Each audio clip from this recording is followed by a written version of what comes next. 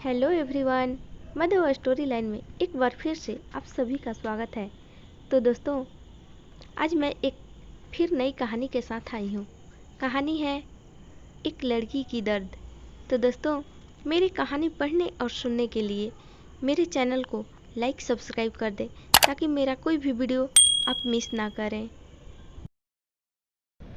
सुनो, आज मैं कौन सी साड़ी पहनूं? कोई भी पहनो, तुम सबसे अच्छी ही लगोगी।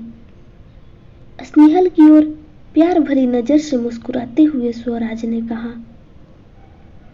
लेकिन अपनी पुरानी तस्वीर पर नजर जाते ही आईने के सामने देखकर स्नेहल मायूस होकर बोली, ये चेहरा सिर्फ तुम्हें अच्छा लग सकता है, किसी और को नहीं। अगर उस समय तुम ना होते तो। स्नेहल के होठों पे अपनी उंगली रखते हुए स्वराज बोला, आज इतनी खुशी का दिन है, तुम उस समय याद मत करो और जल्दी से तैयार होके नीचे आ जाओ। रिपोर्टर तुम्हारा इंतजार कर रहे हैं। मैं नीचे जाता हूँ। उसे दरवाजे की ओर जाता देख स्नेहल दौड़ कर गई और पीछे से स्वराज के गले लग गई। अगर वो सब भूल पाई हूँ तो सिर्फ तुम्हारी वजह से स्वराज।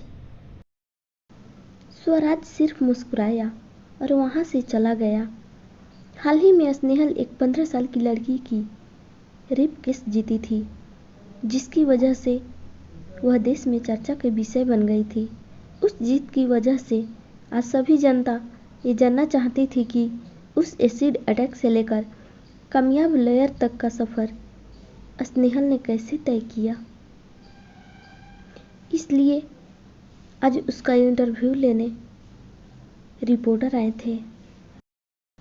स्नेहल नीचे आई और रिपोर्टर ने पहला सवाल किया, आपकी इतनी बड़ी जीत के बाद सब आपकी इस कामयाबी और हिम्मत की वजह जानना चाहते हैं। अगर आप कुछ बताएंगी उस घटना के बारे में तो आप जैसी कई लड़कियों को हौसला मिलेगा।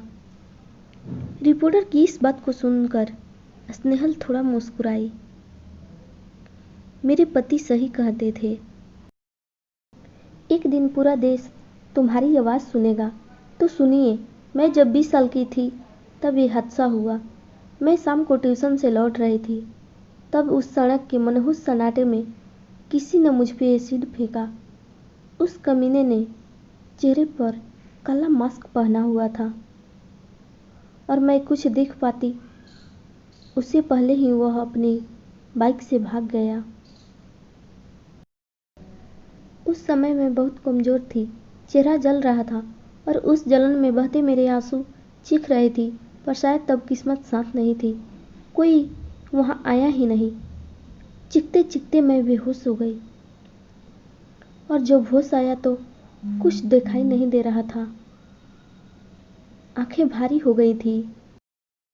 सिर्फ पापा की आवाज़ सुनाई दी और सारी घटनाएं याद आते ही मैं डर के मारे से हार कर जब मैंने खुद उस हादसे ने मुझसे मेरा सब कुछ छीन लिया। तभी अचानक स्वराज मेरी जिंदगी मेरी जज्बा सुसाइड पॉइंट पे और यहाँ तक मुलाकात हुई। मेरी फिर दोस्ती।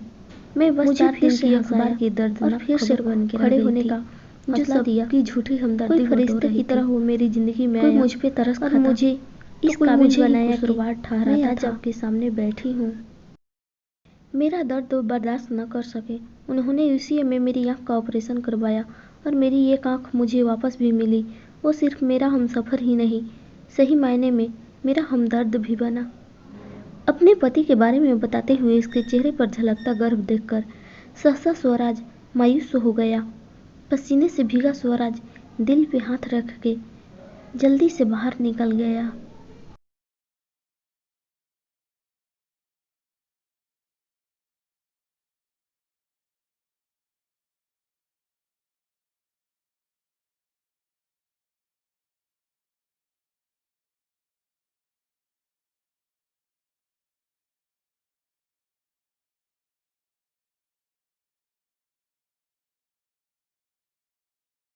सहसा स्वराज को ऐसे बाहर जाता देख स्नेहल भी उसके पीछे चली गई।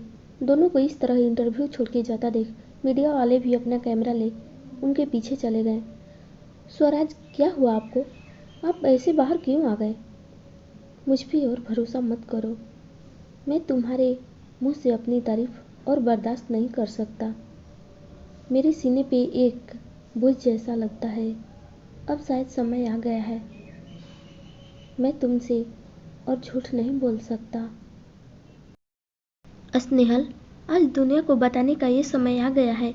मैं तुमसे प्यार तो करता हूँ, मगर मैं उस काबिल नहीं हूँ। आंखों से सहसा बहने लगे आंसू को पोंछते हुए वह बोली, आप क्या बताना चाहते हैं? प्लीज जल्दी बताइए, मुझे घबराहट हो रही है। शायद तुम ये बर्दाश्त न कर सको, लेकिन यही सच है।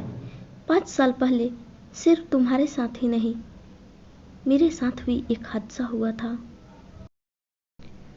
मेरा कॉलेज का आखिरी साल चल रहा था और मेरे छोटे भाई का पहला नया नया कॉलेज में उससे एक लड़की से प्यार हो गया और सबके सामने उस लड़की ने मेरे भाई की बेइज्जती की।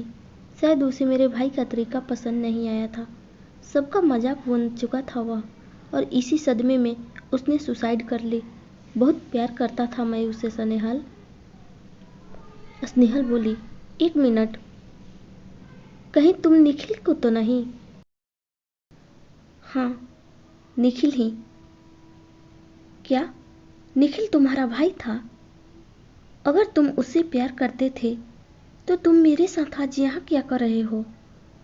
वही तो, मैं तुमसे मेरे भाई की मौत का बदला लेना चाहता था, लेकिन मुझे पता चला कि मेरा भाई अपनी बेइज्जती की वजह से नहीं, वह तुम पे एसिड फेंक के अपने गुनाह से बचने के लिए मरा था। तुम्हारा हालत देख के पता चला कि गलत हमारे साथ नहीं, तुम्हारे साथ हुआ था।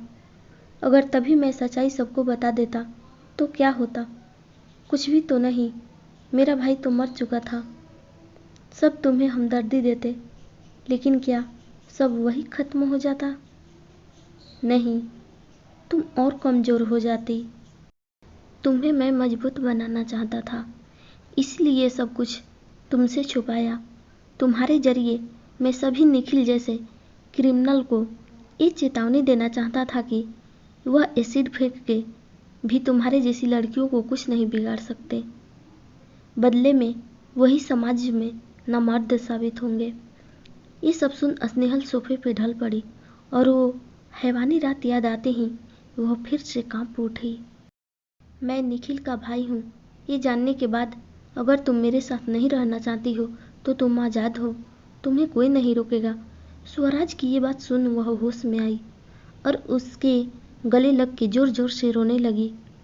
मैं तुम्हें कैसे छोड़ सकती हूँ स्वराज? मैं अब तुम्हारी इस कोशिश को नई उड़ान दूंगी। हम हमेशा साथ रहेंगे स्वराज। दूसरे दिन अखबार और टीवी में यही चर्चाएं हो रही थी कि अगर हमारे देश में निखिल जैसे क्रिमिनल हैं जो किसी की इज्जत नहीं कर पाते, तो उसके सामने स्वराज जैसे बेटे भी हैं जो देश की मर्यादा और इज्जत की रक्षा करते हैं। वाकई में देश की रक्षा सिर्फ वर्दी पहनकर नहीं की जाती। दोस्तों, आपको ये कहानी कैसी लगी हमें कमेंट करके ज़रूर बताएं। Thank you.